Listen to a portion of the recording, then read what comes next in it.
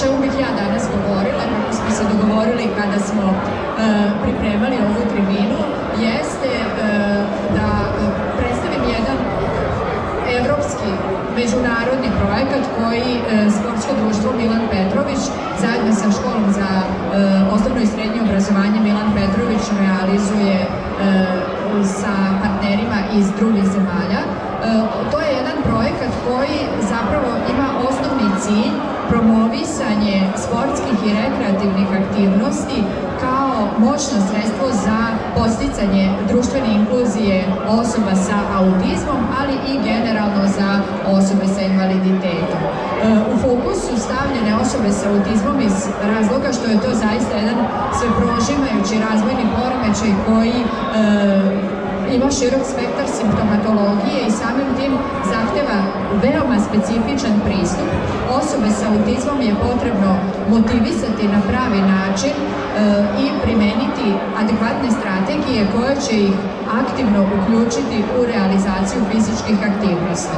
Ono što je bitno pre svega jeste individualizacija, primjena vizualnih strategija, raščlanjavanje aktivnosti na manje korake i u svakom slučaju prilagođavanje načina komunikacije specifičnostima stanja.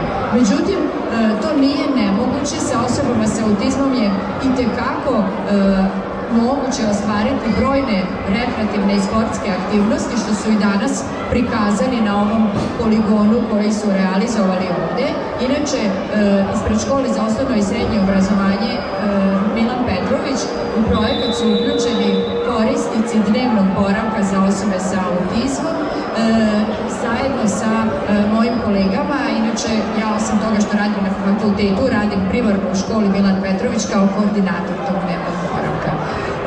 Projekat Sportizam, realizovan ispred sportskog društva Milan Petrović, kao što sam spomenula, realizuje se sa partnerima iz Slovenije, Hrvatske, Italije i Rumunije i nosilac ovog projekta zapravo jeste Udruženje za kulturu i inkluzije iz Ljubljane, odnosno iz Slovenije, a mi smo ravnopravni partneri. Do sada realizovane aktivnosti su pre svega izrada jedne video YouTube platforme zapravo, urađeno je 200 snimaka raznoraznih fizičkih aktivnosti, pre svega usmerene na koordinaciju pokreta i održavanje ravnoteže. Specifično je to što ove aktivnosti izvode zapravo same osobe sa autizmom i ovdje što možete da vidite na ovom snimku jesu upravo naši korisnici koji sa svojim nastavnikom fizičkom Vladimirom Filipovićem realizuju te aktivnosti. Vidite jedan specifičan pristup, specifičan način komunikacije, vizualne strategije koje im omogućavaju bolje razumevanje zadatka i izvođenje aktivnosti na jedan što precizniji, korektniji i samostalniji način. Ono što je još realizovano jesu brojni sastanci projekta na kome se dogovaramo o načinu promovisanja fizičkih aktivnosti u svim tim partnerskim zemljama putem brojnih sportsko-rekreativnih društvenih događaja u svakoj od naših zemalja i do sada je projekat promovisan na brojnim tradicionalnim manifestacijama kao što su recimo Dani autizma koji se već 20 godina održavaju u našem gradu. Također je u toku priprema jednog e-dnevnika koji će zapravo predstavljati jednu svojevrsnu, vrlo lako primenjivu alatku za evaluaciju uspešnosti u realizaciji aktivnosti. Taj e-dnevnik moći će da koriste nastavnici fizičkog, roditelji i treneri i druge osobe koje aktivno učestvuju u svakodnevnom životu osoba sa autizmom i naravno u sportsko-rekreativnim aktivnostima. Pratit će se, evaluirat će se zapravo njihova uspešnost i efekti koje te aktivnosti ostvaruju na njihov psihofizički život.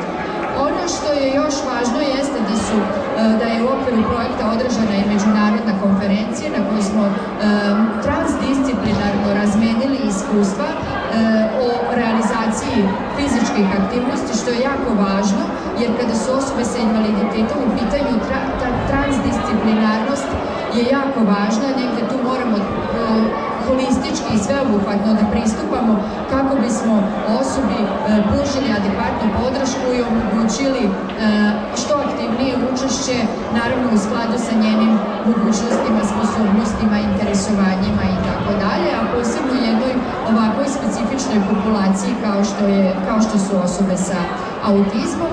I osim toga sprovedena je i obuka za volontere. U nekim od naših zemalja, u našoj zemlji će uskoro biti sprovedena obuka za volontere, posebno za studente fakulteta za sport i studente specijalne edukacije i rehabilitacije u Novom Sadu.